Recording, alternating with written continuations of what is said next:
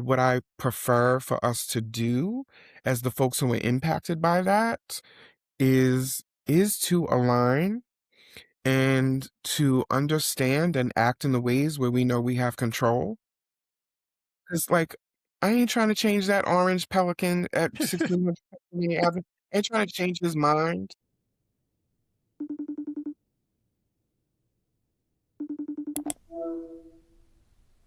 Hello, hello, hello, y'all. Welcome back to the Freedom Collective podcast. Thank you again for being a part of my collective. If you could, like I say all the time, please rate the podcast positively. If it's a negative rating, that's by all means leave that too, but leave it in a journal, not on the page. But thank you so much for being a part of this collective, y'all. The podcast is doing amazing. I'm really happy to be doing it. This has been exciting, and I just thank you for joining me on this journey. We going to better this world one podcast episode at a time. At least we trying to. Today, I have the pleasure, the honor of introducing y'all to my good friend, Dawn Shedrick. And Dawn is actually going, I'm going to leave the floor to introduce Dawn for Dawn to introduce herself. But I'm going to say this Dawn is amazing. If you're not aware of Dawn, this episode is going to be really great. Dawn does so much amazing work. I am inspired by Dawn in real life. We are friends in real life. And I jumped at the opportunity to get Dawn on this podcast. And I know this is about to be a good episode, but Dawn, I'm not going to steal your thunder for too much longer. Please introduce yourself to the people. Thank you. I'm sitting here like, "Who are they talking about? Oh, you're talking about me." You! I love and appreciate you so much. Hello, everyone. Yes, my name is Dawn Shedrick.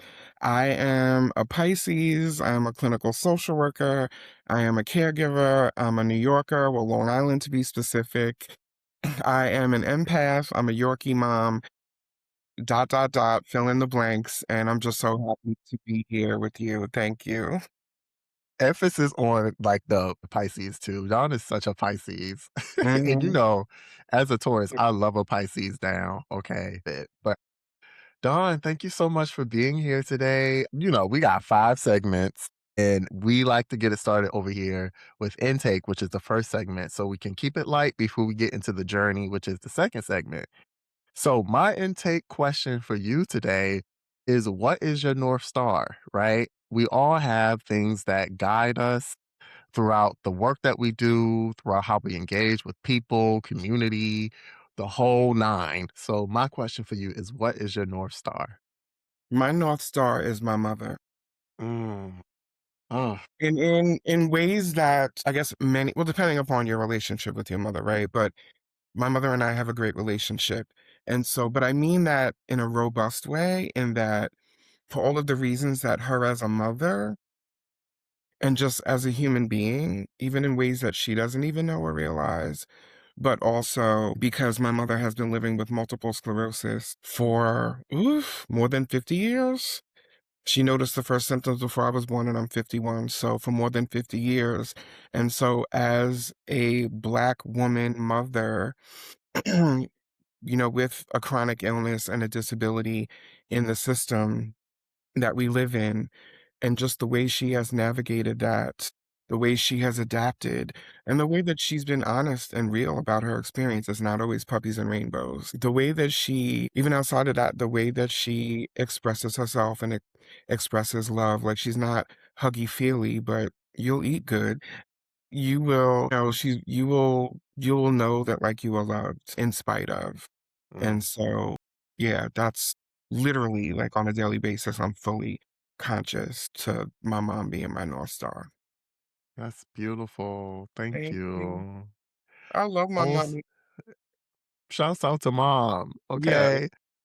My North Star, I would say, is community. I'm not gonna lie. It seems like a generic answer for me at this it's point, not. but I really genuinely believe in the power of the people. I believe in Absolutely. you. I believe in me. I believe in us. I believe that that inspires me to love on my family, to love on my friends, to love Right. on my clients. Everybody I come across, I really do believe in the power of community. I believe it is the answer. I believe it is the way out. I believe it's the way through.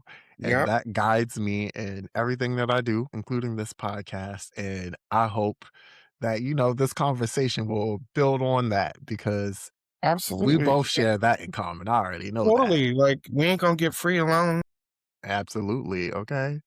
Okay. We ain't gonna get free alone, and I don't think we should. So I'm totally there with you. Period. All right. So let's go into our second segment, the journey. And this is an opportunity for you to talk about whatever it is that you please. But I am going to kick it off with a question. This is ultimately a mental health podcast. So I want to know, when did you first become aware of mental health and when did you become passionate about it?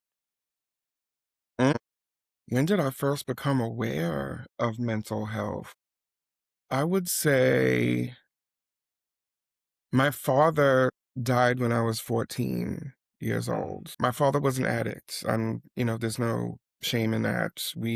We've repaired a lot of, our relationship in his reign as an ancestor, but there were a lot of challenges, and my mother absolutely like did her best to make sure that we still had what we needed and that we still, you know, had the extracurricular activities and have, what it is that we wanted and needed.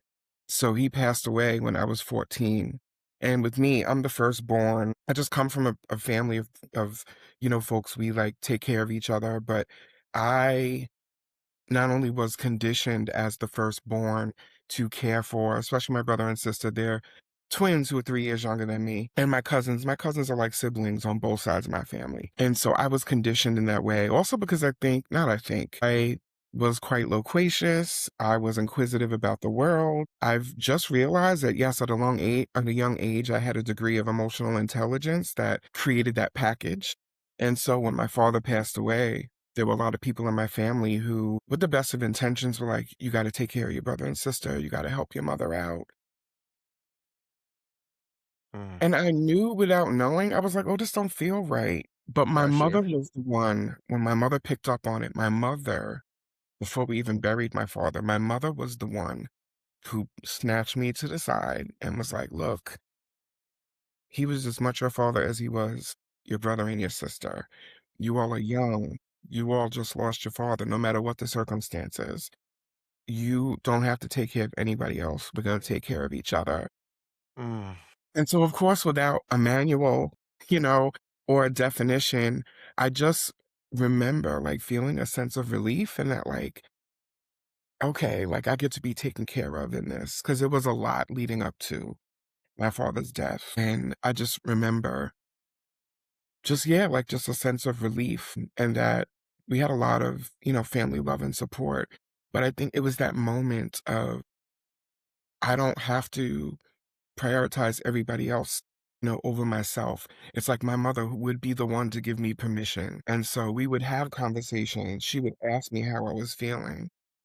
Even, mm, for a couple of months after he died, I kind of went through this rebellious phase and she wouldn't necessarily punish me, but not to like let me get away with it. She's like, you just lost your father. Like, I know like where this is coming from. And I'd rather you talk to me about it than, you act up, you know? yeah.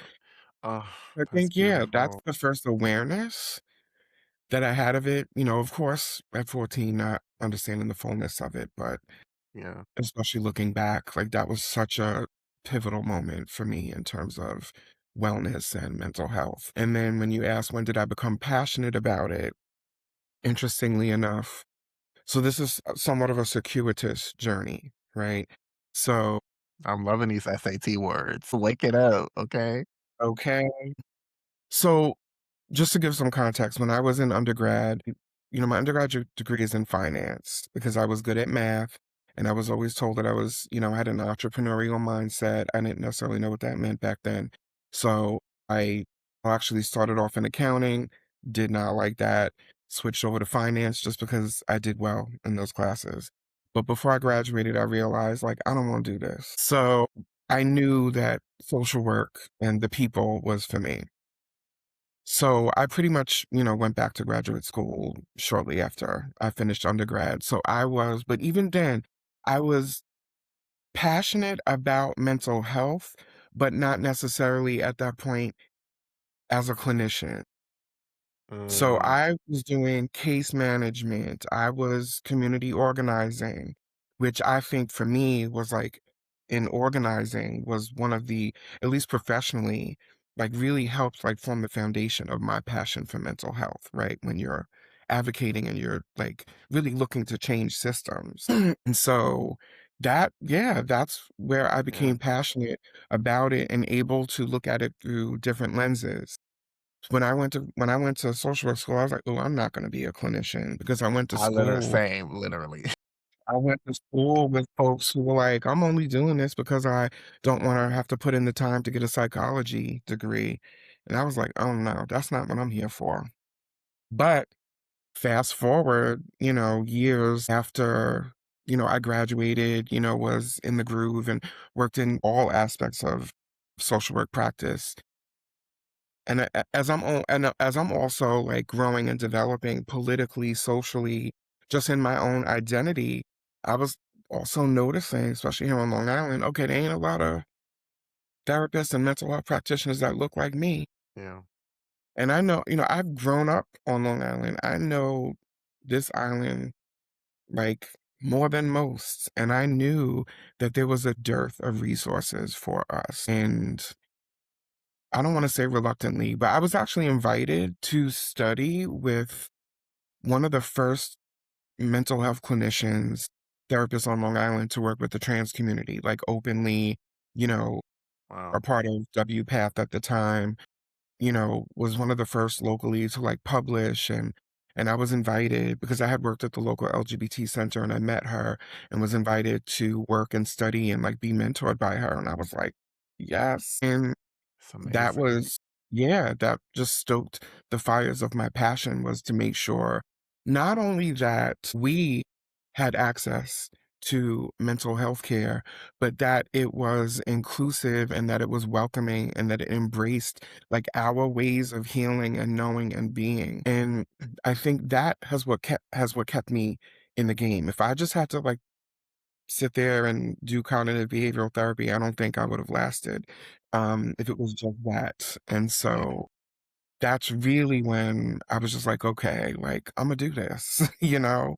Not only Thank for my God too. people, but in a way that, but in a way that, like, invites us to, to be the architects of our healing and to tap into the ways that we know and our ancestors knew that we can heal.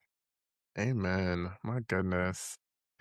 First off, shouts out to your mother for giving you the space to be a kid. Unfortunately, so many people are not given that same grace or the Mhm. same opportunity, right? The space to be a kid when pivotal things like that happen, like the loss of a parent. As someone whose father was an alcoholic, like I know how challenging it is when you have to grieve a parent, even when that parent is still alive, right? When you have to Mhm. grieve a parent and the things that they go through and how it can come with a lot of pressure. So your mother giving you like the space to just feel through it is beautiful. I understand why she's your North Star.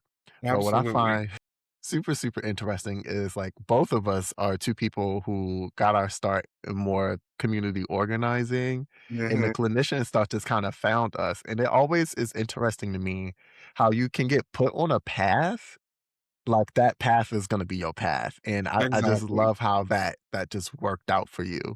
My goodness. Absolutely.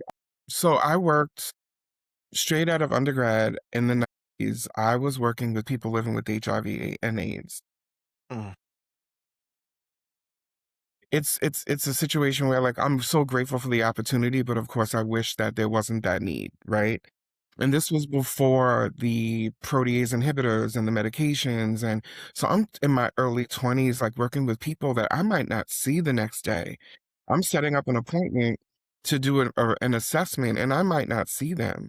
I'm building relationship with these folks. I'm caring about these folks, but again, I'm also aware of in a suburb outside of, very close to New York City, the dearth of resources, the discrimination, the fear, because we still didn't know a lot at that time. yeah, And that it just stoked this fire in me. Like, I'm gonna, do my part to make sure we get resources, to make sure that the community becomes aware that there is a culture shift and a narrative shift here, that these folks are treated, like with dignity and like respect, just like the rest of us. and it just yeah, it just did something to me, Yeah. and it's I credit all of my, growth and development professionally and personally, Yeah. I can take it back there. I'm grateful I'm grateful that at that time I didn't want to be a therapist and, was able to do that work. Absolutely. Yeah, no, that's like so like literally when I first learned that you were working with people with HIV at that time, I was like, that is like one, like you are such a just a gem, an icon, a legend in this community. My And goodness. I think, no, seriously, people need to know Thank who you are for real, because I think it also speaks to like something that is also super important. And it's the willingness to be the first wave of helpers. Because I can imagine at that time how afraid people were to speak up or to do anything or to help. And having the opportunity to step up is one thing, but actually doing it means a lot. And there's a lot happening in the world right now, and I know there are a lot of people who are social workers, who are helpers in general, healers, who are very afraid to speak up because there are people actively trying to make it risky to do so.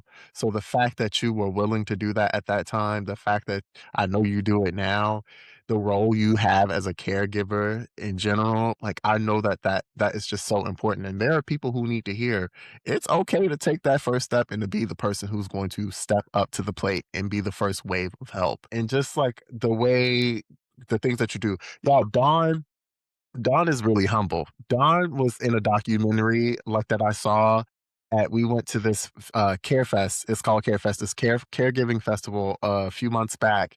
And Dawn's story is just so beautiful.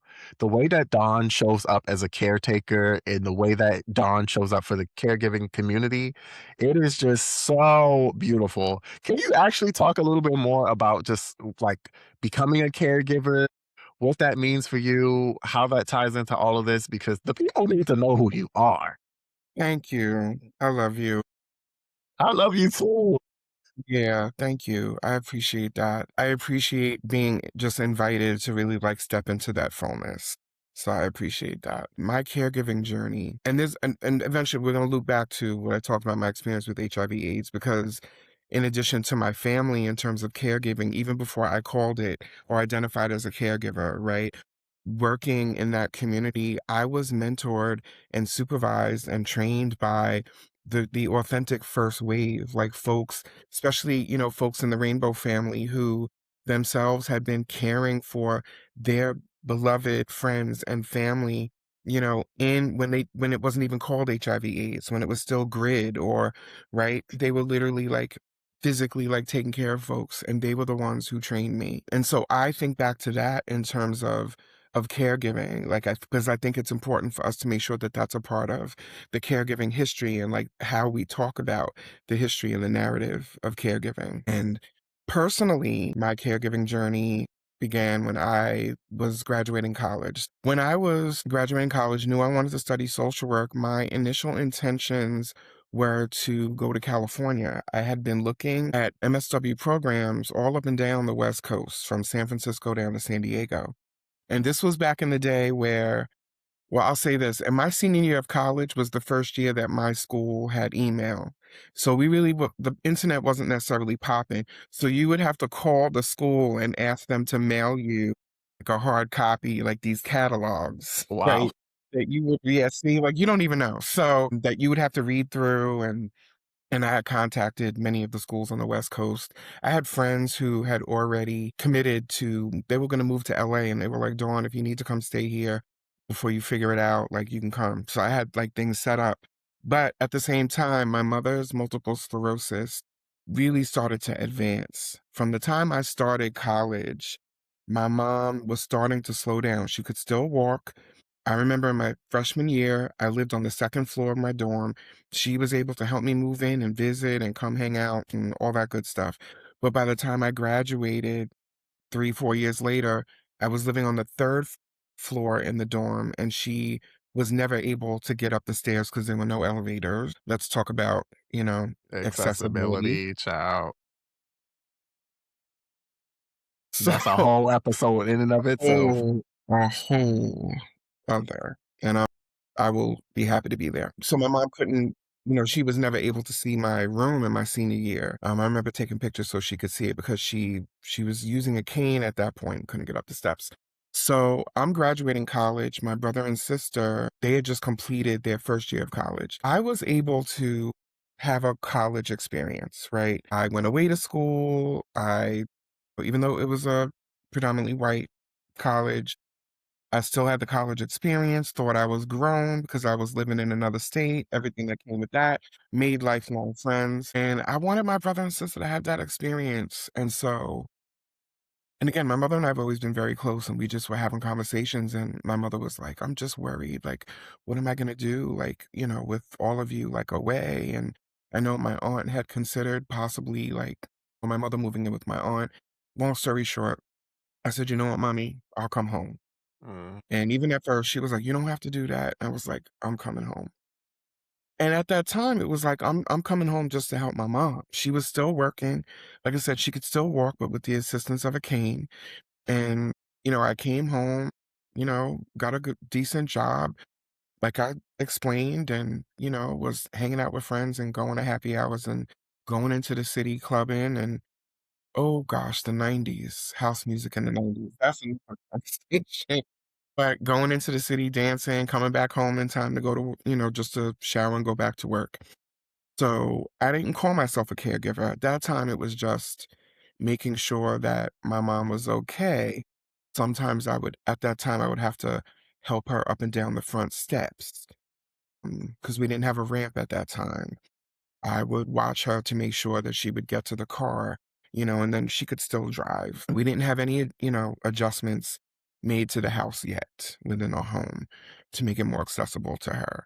So I didn't think of myself as a caregiver until a few years in when she had a significant MS exacerbation, a flare up. And that was the beginning of her journey over the next couple of years to losing her ability to walk Mm. unassisted. And I had a therapist at the time who specialized in working with caregivers. She was the one who was like, it was just in conversation. She's like, yeah, and with you being a caregiver, and I was like, what? What is that? I love those moments where you get the language for what you've No, been I doing the literally, whole time. I It's was, eye-opening. I was like animated because she was like, what happened? And I was like, caregiver. Well, I wasn't insulted, but I was just shocked. And she's like, I was like, caregiver, I'm helping my mother. That's what we do. Especially black folks, like that's what we Just do. what we do. And then she actually was like, no, like caregiving is a role. It is a job. You're not getting paid for it, but it is a job. You're not just helping your mother out. That was like the beginning. Caregivers should be paid. Sorry to interject. I Yes. should say And in that. some instances they are in certain states, but it's nowhere near enough. But Not yes, it's anywhere it's a near job that enough. folks get paid for. Absolutely. There's responsibilities. We could Can develop a you job. you actually, like, because 'cause you're the expert, could you break down for the people, like, what caregiving is? Yeah. So, like I said, caregiving, it's a role. There are literal responsibilities that come with caregiving that there are many professional caregivers, who actually perform. So it's not simply just helping out, right? Like there could be financial management or financial responsibilities. A caregiver literally most often is performing, or assisting their care recipient with activities of daily living. We call them ADLs, right? Eating, grooming. You may have to literally like lift and transfer, someone. They may need help with toileting. They may need help getting on the bedpan or a commode. There's also a lot of responsibility in communicating with medical providers or other providers to make sure that everybody's aligned. Because I think, let's get into social worker mode. A lot of folks are not connected in the ways that they need to when it Yeah. comes to someone's care, right? So we're literally like that conduit for all of the providers. It takes time. It takes skill. It's a blessing that I am a trained social worker, but it's also exhausting when I have to do that. And then there's an extra component of frustration because, it's like I got to do this for my mama. Mhm. Like And so, yeah, like it's a very specific role. Now, some of the responsibilities may vary based on the condition or the experience of the person or people, because many caregivers are taking care of more than one person. I have a very good friend who's taking care of both of her parents with dementia at the same time, right? Goodness. So there are responsibilities. And with that, unfortunately, comes a significant degree of stress, of burden, of and then talking about mental health, like it impacts our health holistically and our wellness, but it is a job and it is a role. It is an identity. And we're really only touching the surface in terms of our exploration and research on caregiver identity development. I mean, there are a few models that are out there, but as much as there's a threaded experience in caregiving, there's also so much nuance and so many layers, especially when we talk about the intersections, when we talk about identity, right? And how Mhm. all of that comes into play. That absolutely impacts the experience of caregiving. And unfortunately, we are, and this is not my opinion, we have significant data that backs up, like we are in a crisis. We are currently in a significant crisis when it comes to caregiving. There are, according to AARP and the National Alliance on Caregiving, they do a caregiver in the US survey every 5 years on the 5 and the 0 years. And their 2025 report tells us there are at least 64 million caregivers in the United States, and up to 70% of them, so 70% of 64 million, within a 12-month Jesus. span, within a That's a 12-month span, experience features of depression, they experience burnout, anxiety, and caregiver stress. We've talked about this, like, before, and I just don't think people can conceptualize how many people that is. Mm-mm. Tens of millions of people Mhm. are stressed to the point of depression and burnout from caregiving, and it's largely due to a lack of support and infrastructure at the hands. But Absolutely. that's not a shocking statement at all, by the way. Like, our government Yeah. does not take care of people, especially caregivers. Like, I think caregiving is such a and it's such a like, just again, like you said, that's just what we do. We should look out for the people who we love. We should have the ability to do that without having to burn ourselves to a crisp because we don't have the supports.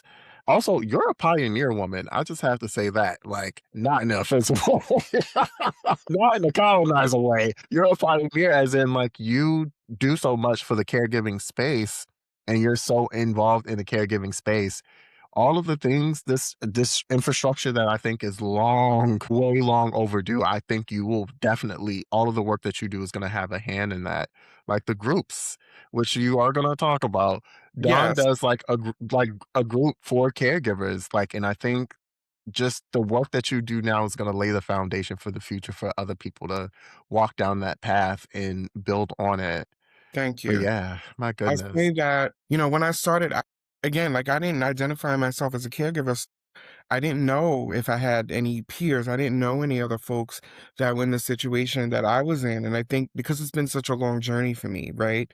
So as I've gotten older, as I started to creep up into my late 30s and 40s, many of my peers, colleagues, friends, family members were starting to take care of whether it was disabled children, chronically ill children, starting, our parents were starting to age. So more people that I knew professionally, personally, were taking care of parents, especially with cognitive issues, spouses, and just into my 40s and into COVID, it was just like for me, it was like this explosion just because of where I was like in age, and so many of my peers were then, right, occupying this role as well. And so it started off with just me supporting friends, just because I wanted people to know they weren't alone, or folks reaching out to me, for support or asking for resources. I didn't know of any therapists who specialize in working with caregivers. That's a passion of mine as well. I didn't, there weren't a lot of caregiver specific supports, community supports, health supports. And so then I find myself, because I'm that kind of person. If I'm gonna refer you somewhere, I don't just randomly refer someone somewhere. And something tells me that I'm that's the how you same roll. way. So, Imma need to okay, know where I'm sending my peoples. Okay. okay. So either I know firsthand or somebody I trust with my life you know, will endorse someone or something that I refer to. So it just like started in that way. I just started finding out additional resources, finding online resources, especially since COVID hit, online resources, just ways that folks could feel connected and folks could access like support.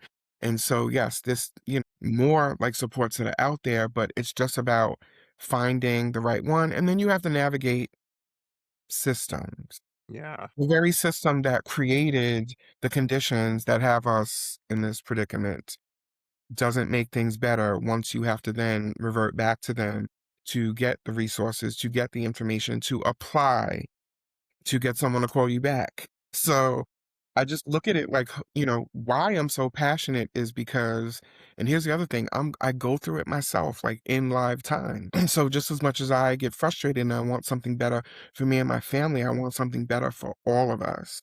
Yeah. And I believe that that's possible. We have work to do, but I believe that that's possible. Can I ask you a question? Of course. Because well, yeah, we are on a I'm curious, right? Because you've been on this journey for some time, and like you said, like in different age ranges and different life circumstances, people are kind of sometimes pushed into or thrusted into the role of being a caregiver. What is some advice you would have for somebody who is younger, who is coming into this, who might be seeking supports, even listening to this? Yeah, thank you for that. The first thing that I would say is you are not alone. There's a lot about caregiving that, that can render us hopeful and lonely and really like believing that nobody understands. So, like that loneliness, that isolation is not just physical. For some people, it is a physical isolation, but a lot of times it's a mental and emotional, experience of isolation and there are a lot of people in our lives who won't get it. They don't really understand like the nuance and a lot of the rigors of caregiving. And so the first thing I say is that you are not alone. And if you feel that you're alone, find me on the internet, reach out to me. Um, and the internet can be a really good place to start. There are really, really good that I have access. There's really good forums on Reddit for caregivers, on Facebook, even though a lot of us older folks, are the only ones that are still on Facebook, but that there's help in that way. Uh, there is healing in community. Yeah, And that's so if you beautiful. take that step and if you take that first step to go online or to reach out, chances are in these days, you actually might know someone else who is a caregiver. If you reach out to someone, I promise you, right, that there's healing in community. And a part of that healing is being real about what we're going through. I'm not talking about just skip go and go right to kumbaya, everything's Right. perfect. But you don't have to do it alone. Just please know that you don't. That's beautiful. Y'all, and Dawn is not lying. Like there is the caregiving community is strong. I have to tell you, I think I told you I was considering it at the time, but by the time this come out, hopefully I'll know for sure. But I applied to get my DSW because of CareFest. I actually You wrote did? like You put the application in? the My application is in. Yay! Thank you. I applied to go back to school for my doctorate, and I literally wrote about CareFest and how that was just so the community that came out of that was just so strong. Like, one, Mhm. I am so blessed. When I was at CareFest, y'all, I was there as a influencer or content creator, but they paired me with Dawn because Dawn does a lot of work in the caregiving community. And I am so blessed that Dawn was my partner because Dawn, one, held it down, but that was just such an amazing experience. And it reminded me how important community is and how important it is for us to show up for each other. So yes, I did, and I wrote about CareFest for my personal statement. So I'm just honored to That know you. makes me But so y'all, happy. And listen, I think I told you this, but I might not have really, really, like, went below the surface. The end of 2024 to summer 2025 was the most difficult stretch of my caregiving, almost 30-year caregiving journey. My mother's MS was just so stubborn, and it advanced rapidly to the point where by the end of the summer of 2025, my mother just needs assistance with most of her activities of daily living. And it's just been really hard to witness that and also to adapt to having to care for her. At the same time, in 2024, in the last 6 months of 2024, my mother lost her sister, who Mm, she talked to every day. I mean, every day, including Saturdays, Sundays, 365 a year, and her two lifelong best friends, my aunties, one of whom was my godmother. And actually, two of those three I am named after. My first name and my middle name were after her sister and her best friend. And at the goodness. same time, she's losing so much of her independence. Now, my mother has not walked since 2004, but she has the Rolls Royce of power wheelchairs. She could still cook. She was taking our dogs on walks and just interacting with folks, hosting family get-togethers at our house. And there's a lot of that she can't do anymore. And as a woman who was self-directed and independent like her whole life, so witnessing that, witnessing the grief, and myself having to fight, and I mean fight, the system to get more care that she was clearly eligible for. This long-term care insurance company, okay? We had letters of medical necessity from her neurologist and like I had to get an attorney because it was so Goodness. stressful fighting these people, going all the way up to Governor Hochul's office, going all the way up to the commissioner of the Department of Health in New York State, okay? Just talk about burnout. I was burned out. I was depressed. I was tired. My nervous system, my body was like, "Okay, like, this is it. This is it. You gotta sit down and slow down, and we're gonna figure out a new way forward." That was my first half of 2025. Mm, And I took my rest once we were able to finally get the 30 additional, actually 40 additional hours of home care in place. That was interesting, like getting, all of the aids that we felt comfortable with in that home with my mother, okay? But when I finally was able to I'm grateful I was able to afford to like scale back on my work a little bit, my consulting and my training, and just rest and put up boundaries and say no mm. and ramp up my therapy and all of that. So by the time CareFest rolled around in November and I met you, I was in a really good place. It was like CareFest was almost my return to that type of space, right? Like a national convening, a large community of folks. I knew many of the folks there, but there was so many new people, that I You met. belong in that space. It's so clear, by the And when way. I tell you, like, it just was so uplifting and it just, yeah, it was like Stella got her groove back in November of 2025.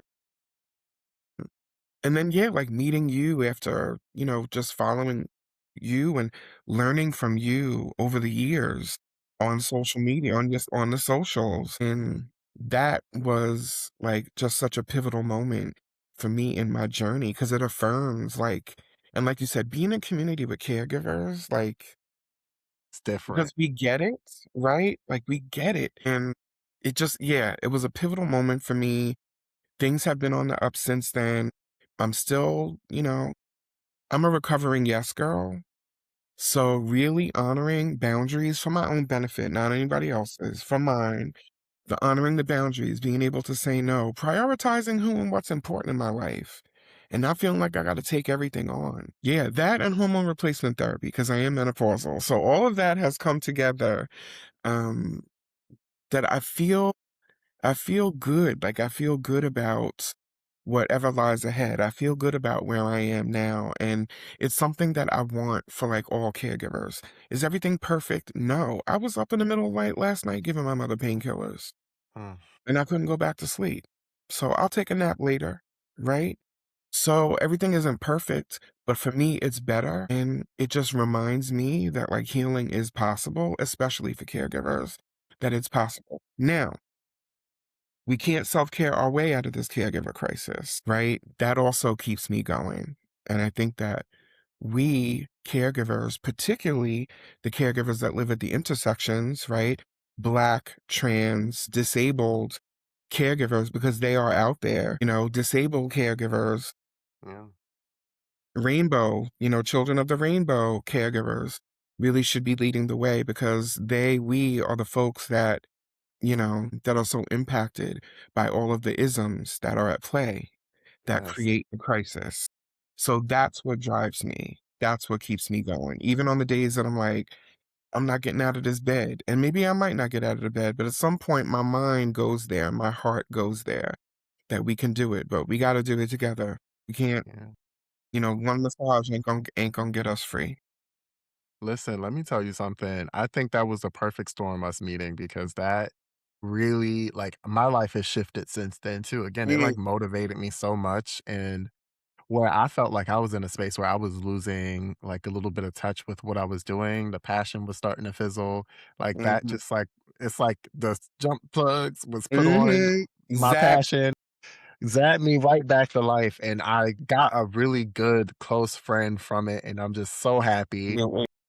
And I just like, y'all, like, I cannot emphasize enough. Dawn is doing really amazing stuff and is going to be doing something really big and important towards the end of this year. I won't spoil that for you because that's something that's still in development. But literally, the caregiving community is also so welcoming.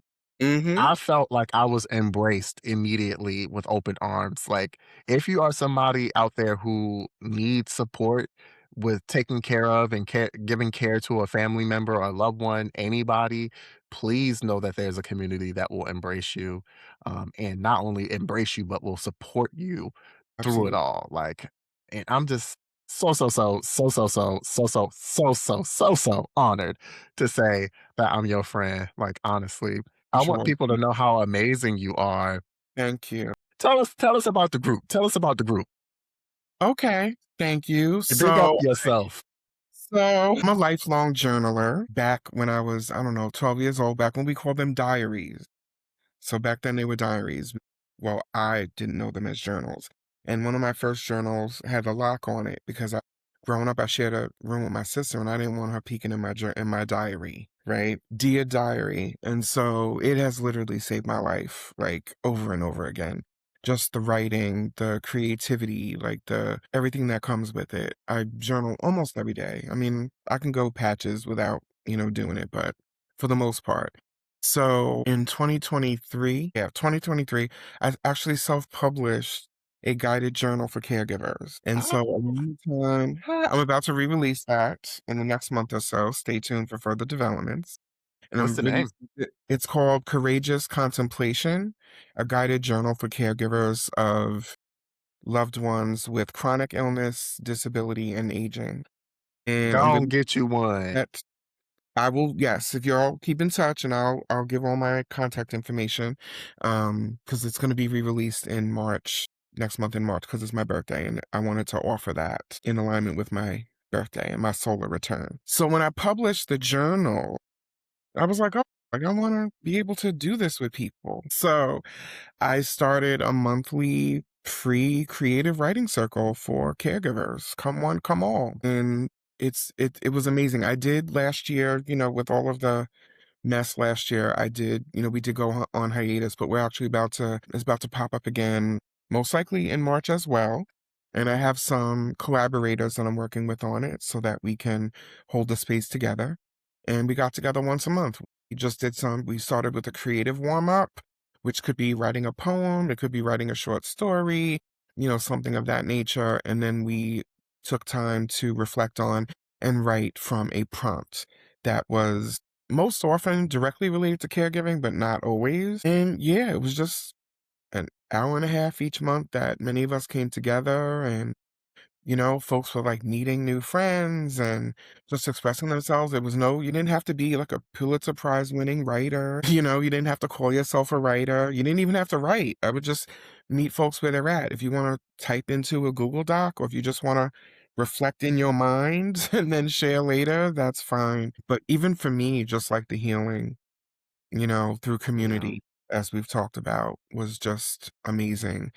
and life shifting for me. So I look forward to revamping that because I also wanted to do I mean, I've done support groups for caregivers and I will in 2027. I'm gonna, do more of that. But I also wanted to do something that I also could be a part of and immersed in, as opposed to like facilitating a support group. Yeah. And so I'm grateful that I did that. Yeah, I'm really happy about that. I'm telling you, big things, big things. Okay, I am actually curious before we even move on to our next segment, because I'm curious, right? You mentioned working in the 90s with people with HIV, AIDS before a lot of the supports in the things that people have now. If you could go back in time to that time period, what would you tell yourself, right? Because I know that was a challenging time, also caregiving and supporting. What Yeah. would you tell yourself in that mind frame? I'm just springing these questions on Dawn, y'all. No, I did I'm not loving prep Dawn this. at all. I know, and I appreciate the conversation. Well, one of the first things that I would tell myself is that it's gonna get better. Because like I said, when I first started, as much as I was passionate about the work that I was doing, this was before the medication. So like I said, I had clients who were transitioning and as a 22-year-old and a Pisces with a Scorpio moon, So you know you felt that. I was just like, my goodness, And so the one of the first things I would say is like there's some big shit that's like coming very soon that's going to shift this, particularly in terms of care, right? Where it then, shifts into a chronic illness. So that's absolutely one of the first things that I would say. But I also would tell myself that like you're enough and you're doing enough because I often felt, because when you're dealing with not just the illness and the impact on the community, but also like again, the systems it was overwhelming. There certainly were times where I feel like, "Well, what am I doing? What are we really doing?" And so I would just reinforce that, for Yeah. myself that, like, we are enough because the folks that were doing that work, the passion many of them themselves were living with HIV and AIDS. That's the other thing, Mm, right? That's also where, like, I came to be, like, that was my baby queerness. My baby mm. black woman queerness, like being around like all of these folks who are like my older siblings, my mentors. That's like, where I really like came to be. And yeah, I would just like remind myself, like, it's okay. Mm. Just keep learning and stay connected to the people. I'm still very good friends with many of those people I worked with or who mentored me back then. I'm very grateful, that I'm still connected to so many of them. That is beautiful. There's a big lesson up in there too, right? For the people Mhm. who are struggling to hold on now, right? Yeah. Good is coming, more is coming. We have to continue to push and challenge these systems. Not only that, but more is coming. Better is on the way. It does get better. It might not seem like it sometimes, but when it doesn't feel that way, lean on the people around you. That's why we have community. That's why we have the loved ones we have. Right, and that's why That's our stories it's so important for us to tell and carry the stories, right? Because when the books amen. are being banned and the journalists, are unfortunately being arrested and they're trying to, like, suppress, the stories and the history and the truth, that's why it's important because the other thing is, like, we have history to remind us. It might not, look exactly Ooh, like it looks today, but we have history to remind us. That's another thing I go back to when I feel hopeless. We wake have that one up history one to more time for me. Oh my goodness. The people need to hear that. we have history. Our ancestors, our elders, right? Like we have history. So in those moments where we need, like that affirmation, when we need to be reminded, that's what we and who and what we can lean into. That's why it's important for us to be woke, right? No matter how much they've co-opted that term, like that's why it's important for us to learn, to listen, right? And yeah, to like just stay connected and to remember that, like, yeah, we gotta do this together. And that's why. Amen. Thank you, Dawn. Oh my God, that was beautiful. All right, Thank y'all. you. We ain't done just yet. Let's go into our next segment. Okay, so this is Ask Dr. Durack and Friends, where the collective, the people listening, the audience, they get to ask a question and we answer it together. And this is, I think, a really apt question. We got an expert in the building, but this question states, what does it mean to really be emotionally intelligent versus emotionally aware? Do you want to take a crack at it first, or you want me to take a crack at it? You take a crack because I'm in my Pisces mind and heart right now. But yeah, like you, Right. And you know, I'm a Pisces moon, so I'm like, you just, how don't you feel it? But nah, I'm kidding. mm, So being emotionally aware in my mind represents like just knowing the feelings, like feeling the feelings. And it could be a little overwhelming if you don't have the tools and the skills to process through those feelings. I think the intelligence part comes with applying skills and tools to do something with those feelings, right? It's not just enough to be aware of them, it's how you process them. One of my favorite methods when it comes to teaching people how to process emotions, and I talk about it ad nauseum because it really works, it's called the RAIN method, mhm, where the R stands for I know you know. Recognize the feeling, allow yourself to feel it, investigate that feeling with kindness, and non identify with that feeling, right? You don't want to let your feelings guide you to the point where you identify with them, right? I am Shahem. I'm not depressed, but I do experience right. depression because your emotions are an experience. That's a really quick summation of that. But Mhm, when you have the skills necessary to process emotions, processing through it makes you emotionally intelligent. Like, absolutely. and knowing your limitations and all of that, boundaries, all that with yourself, with other people, putting it into praxis is, you know, emotional intelligence. That's what I was gonna say. The praxis is what's most important, right? Because Mhm. I come in contact with a lot of folks who think like, like as you're coming out the womb, like there's this lightning strike that hits you, and now you're blessed to be emotionally intelligent, and that's the only way that it can happen. And I'm like, no, we all have access to that.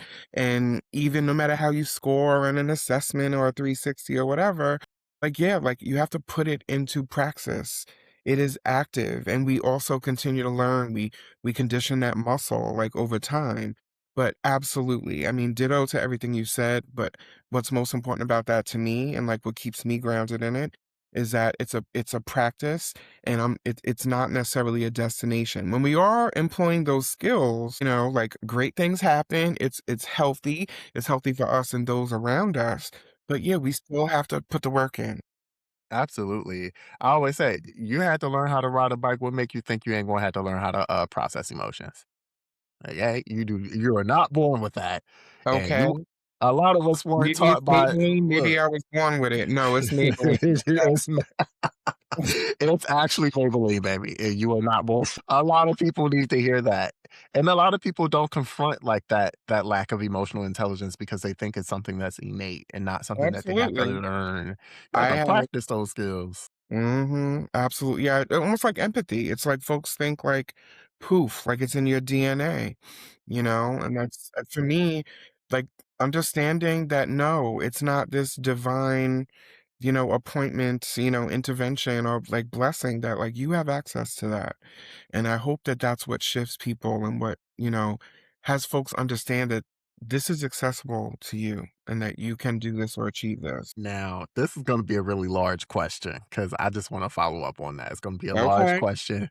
I don't expect you or me to have the answer to it, but the empathy thing, right? We are in an empathy crisis as a society. There's a complete lack of empathy. Do you think there's a way for us to address the lack of empathy for people as a society? And I'll even set the scene a little bit, right? Okay, I was gonna ask something a little specific.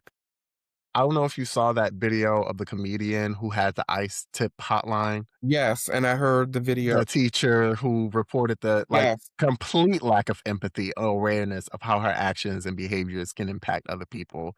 How do we address people who have a complete and utter lack of empathy for other human beings in a society? Because right now, if I'm being honest with you, I'm at the point where it's like these people need to die. And I know that's not the answer that's actually applicable. Some of them do. But I'm curious what you think we can do as a society to address the empathy crisis. Lord. I know that's a big I don't have the answer either.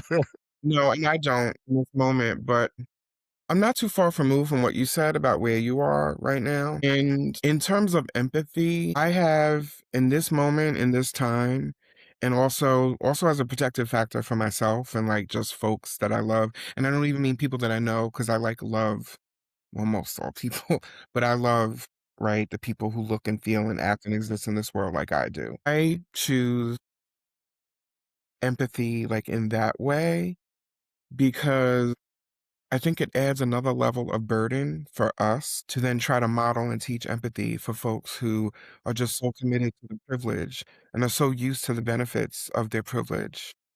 Mm, Do I not hold out hope? No, that's not the case. But I rather in this moment be that and embody that with with not gonna say like, oh, just with us, but I don't approach it, at least now. That doesn't mean it's not mm, gonna change, but I don't approach it now as if I'm gonna be like the beacon of empathy so that that teacher who made that call will become right. empathetic, be open to it, Wow. right? I also feel that we are at such a crisis point that what I prefer for us to do as the folks who are impacted by that is to align and to understand and act in the ways where we know we have control. Mm. Because, like, I ain't trying to change that orange pelican at 16 Pennsylvania Avenue. I ain't trying to change his mind. What am I going to change his? Where's he going to? Well, okay, let me stop because I'm not trying to lose my license by diagnosing someone, but let's just say someone with narcissistic features and qualities, A you and lot I of as them. clinicians know you can't change that. They don't have that capacity. Now, am I saying every person who benefits from white supremacy and privilege is necessarily a narcissist? I No, I will. think there are aspects of, okay, okay.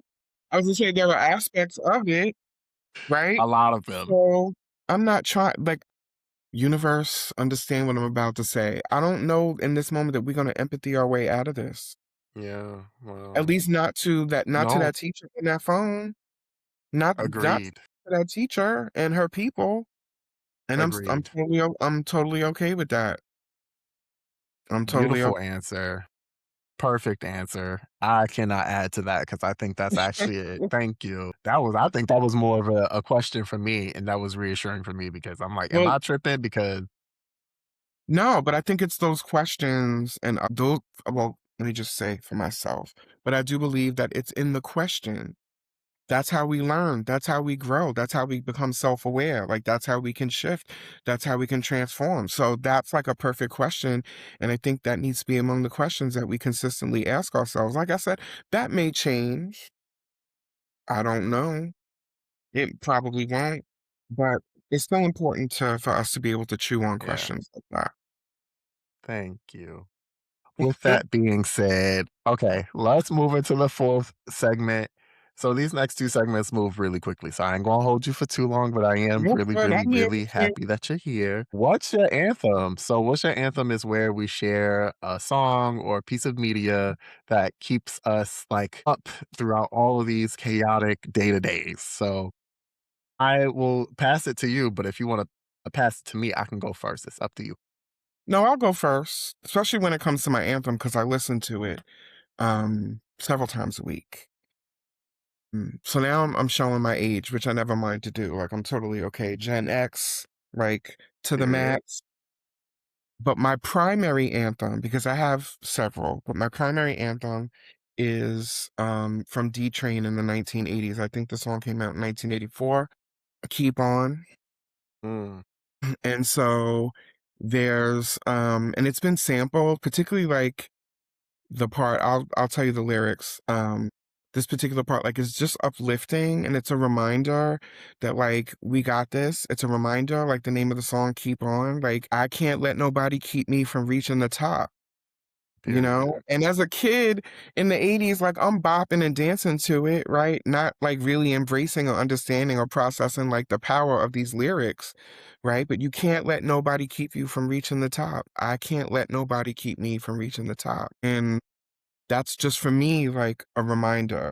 To me it's a cool groove. I love to get my bop on. I usually play it in the morning to help get me ready, for the day. Or sometimes, a lot of times, I listen to it in the car too. And sometimes I won't listen to it in the car because Pisces, Scorpio moon, I get up into a song and I don't want to get distracted and forget where I'm, trying to drive to. About to look this one up. And I'll send it to you. But yeah, he just says reach, just like keep reaching the top. Period. You know, the Mhm. one I'm gonna choose for today, oddly enough, American Requiem by Beyonce. Okay. One, just the vocal stacking in that song alone, like I feel it in my bones. But I just think like that song is so beautiful.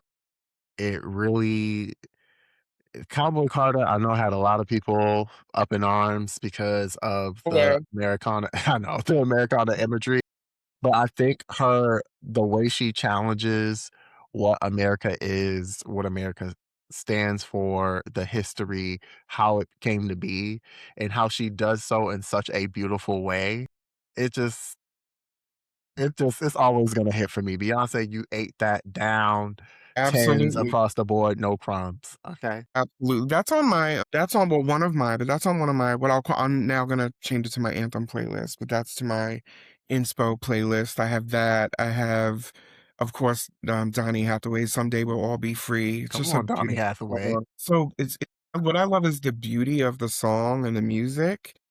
Just, I don't know, it just does something in my soul that, like I said, because it's just so beautiful, it like has me envisioning what's possible in that way. That's on it. Of course, Optimistic by Sound of Blackness. I was listening to that this morning. Okay. Kidding myself that I actually can sing when I sing along to it. Sometimes Mariah Carey's Make It Happen gets me going. Love me some Mariah. Make It Happen. That's also my jam. But yeah, like I have a playlist that keeps me going. Yeah. I have one too on, Spotify. It's called Songs to Heal To. Lord Mm, knows. It's a public one too if anybody listening wants to check it out, but, like, nice. I keep saying I need to add all of these songs Mm, to it. It's gonna be a chaotic playlist, but chaos is good sometimes. yeah, Just lean that's into what it. I'm saying. Yeah, I want that playlist too. I have Fight the Power on there. Like I have. Fight the power. Fight the power. Okay. Alright, let's move on. Our last segment, y'all. This is the toolkit, and this is where we share one thing in our mental health toolkit so we can all expand our mental health toolkits, help each other out, you know what I mean? Dawn, I'm gonna go first. You went first the last time, so Okay, go I'll ahead. take a little pressure up off you. Actually, you know what? One thing that I'm going to call on today is a book, My Grandmother's Hands. I don't know if I've said that before on the podcast, but I think that book does such an amazing job at tying together mental health, trauma, and institutional and systemic issues like racism. If Mhm. you're not familiar with it, get familiar with it because in the book, I love how he talks about white supremacy being generational trauma passed No, down from no, white yep, person to white person. Get read the book. Okay, everybody should be aware of that one. But yeah, absolutely. that's my contribution this week. How Absolutely. about you? So, my primary go-to is to just be present in the moment. And so, Mm, hear me out. Because I know for a lot of time, and a lot of times for myself, I convince myself that how am I going to do that when I have 10 million things going on? How I've come to appreciate that and know that I can access it at any time is there are times, and I am not exaggerating, in my day where taking out the trash at night might be the first time that I've been able to breathe or to even just have like a quiet moment. And I will enjoy walking to that trash can. You hear me? I will be present. A lot of times I do it at night, right? So I walk down my mother's ramp. I look up at the sky. I notice, and I love stargazing. Even if there are clouds, I just love to look at the sky because where the ramp is at my house, you really see the open sky. So I'll stop at the landing, I'll look up, I'll take a nice deep breath, even in these cold temperatures. I did it last night. Walk down, plop that bag in that trash can, walk a little slower than usual back into the house. That might be 2 minutes. And it literally might be the only sacred time that I have like that for the day. And I'll give you another time. I was just talking about this with a fellow caregiver earlier this week, and she was like, "What? Sometimes going to the bathroom." becomes my sacred time. Well well, in addition No, that's to the health real. benefits of releasing, but it literally is just that quiet, well, in my bathroom, quiet and where I can just be still. Sometimes, it used to be like taking a shower. There's sometimes I've had to get out of the shower in terms of caregiving before, it's done. Chances are, I can't get up and leave the bathroom until I'm done, right? And so just being present, like in that moment, in that, even if it's just literally 60 seconds, you just go through the sensory flow. What do I hear? What do I feel? What is that tactile? What do I smell? What taste or flavor is like lingering on my tongue, even if it's not the best one? To just give yourself like that moment. And I promise you, Yeah. for those of you that are listening, if it's literally only 30 seconds, and I'm not lying, there are times where for me it was only 30 seconds, just take a deep breath, really connect to what's surrounding you. And it's not about, oh, the sounds have to be beautiful, music. It could just be, for me, I Yeah. might hear my dog barking in the next room because usually they are barking. But to just be present, it's a gift to yourself. And I'll tell you, for me, it got me out of the anxiety of and the story of I don't have anything or any time for myself. And I don't, there's a lot of things that we can't control, especially in caregiving, but in Mm. life in general. It forces me to focus on what I can control. And if it's just 1 minute of me being present outside in the cold, looking at that sky, then, and we also know there are scientific benefits to that. Yes. But Literally. without having, without citations, just know that there absolutely is an impact on our mental health and well being. Thank you, Don. That is not a lie. I did a mindfulness, I call them mindfulness walks. I Mm-hmm. did one not too long ago, and I realized, like, as I actually allowed myself to be in that moment, damn, when's the last time I felt a breeze? Mm-hmm. You'd be surprised at what can Mm-hmm. happen and how beneficial it could be to take a step. But all Mm-hmm. right, y'all, thank you so much for tuning in with us this episode. Thank you, Don, so much. Can you tell the people where they can find you? Yes, you can find me. Well, there's a few places. So you can find me on Instagram at the Caregivers Click, CLIQUE, where it's actually a good click and not a Mean Girls click. No Regina George in this Caregivers Click. You can find me online at www.thecaregiversclick.com. And you can also find me for the professionals, for the mental health professionals. You can find me on LinkedIn at Dawn E. Shedrick, LCSW. Thank you, Dawn. Y'all, Thank you. please don't forget to drop questions for the Ask Dr. Durag and friends. Please rate the podcast positively. And again, if it's negative, keep it in a diary. And thank you so much for tuning in. And remember, you are doing much better than you know. Until next week. Bye, collective.